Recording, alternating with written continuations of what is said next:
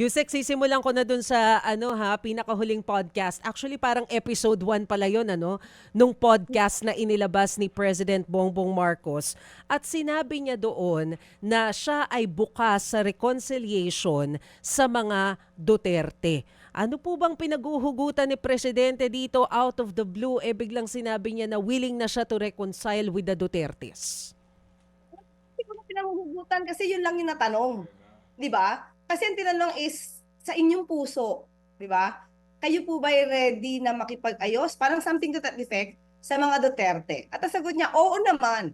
At sa lahat ng tao. I mean, hindi naman particular lang sa mga Duterte. Kung nadidinig niyo yung sinabi ng Pangulo, isa lahat ng tao, kung sila man ay may kontra o hindi pagkakasundo sa mga polisiya o sa paniniwala, handa siyang makipag-reconcile, maayos lang para magkaroon ng stability, para magkaroon na ng magandang trabaho at serbisyo sa publiko. Hindi na yung politika-politika. So, not in particular, nabanggit lang siguro ni Katunying ang mga Duterte, pero in general, sinabi naman ng Pangulo na sa lahat ng taong maaaring hindi magkapareho ng kanyang pananaw at paniniwala at mga polisiya, handa siyang umabot, handa niyang abutin para lang maayos ang bansa.